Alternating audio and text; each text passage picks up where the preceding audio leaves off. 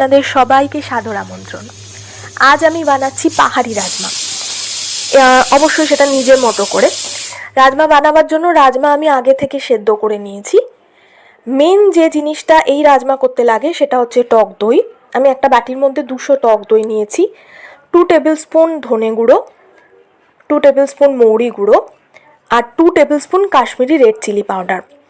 আর এর মধ্যে দিচ্ছি 1 টিস্পুন হলুদ গুঁড়ো, 1 টিস্পুন গরম মশলা আর কাসুরি মেথি।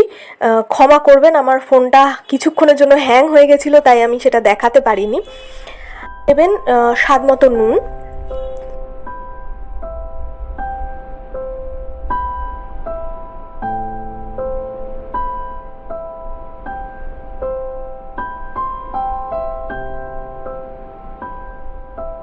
এবার একটা কড়াই বসিয়ে আমি ওর মধ্যে দিয়ে দিচ্ছি 2 টেবিল স্পুন ঘি। আপনারা চাইলে ঘি আর সাদা তেল দুটো একসাথে ব্যবহার করতে পারেন। ঘি দিয়ে দেওয়ার পর ঘি ভালো করে গরম হয়ে গেলে আমি এর মধ্যে দিয়ে দেবো একটা গোটা শুকনো লঙ্কা, 2টো তেজপাতা, দেব গোটা গরম মশলা মানে দারচিনি, এলাচ, লবঙ্গ, আর দেব গোটা জিরে ফোড়ন হিসাবে। এরপরে আমি দিয়ে দিয়েছি হচ্ছে একটা বড় পেঁয়াজ, আমি পেস্ট করে রেখেছিলাম সেই পেঁয়াজের পেস্টটা।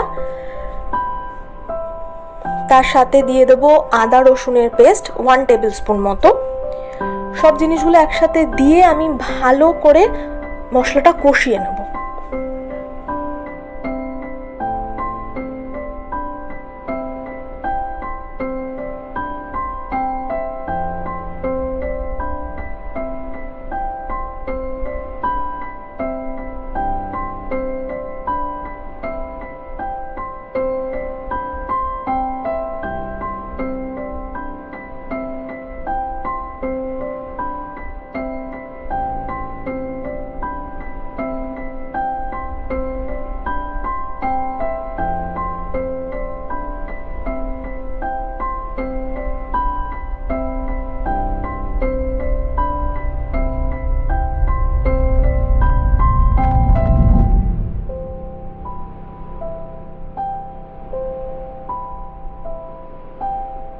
দিচ্ছি টক দইয়ের পেস্টটা, মিশ্রণটা।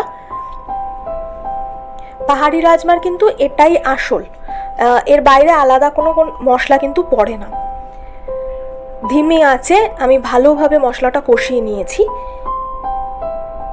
দিয়ে দিচ্ছি একটু গুড়। আপনারা জানেন যে আমি আমার রান্নায় একটু মিষ্টি দেওয়া পছন্দ করি। আপনারা চাইলে এটাকে স্কিপ করেই যেতে পারেন, অথবা গুড়ের বদলে অন্য কোনো মিষ্টি ইউজ করতে পারেন। এরপরে আমি দিয়ে দিয়েছি রাজমা, সেদ্ধ করা রাজমা। রাজমা আর মশলা ভালোভাবে একসাথে মিশিয়ে ভালোভাবে একসাথে কষিয়ে নিয়ে আমার রান্না কিন্তু প্রায় শেষ। একটু গরম জল আরও দিলাম গ্রেভির জন্য।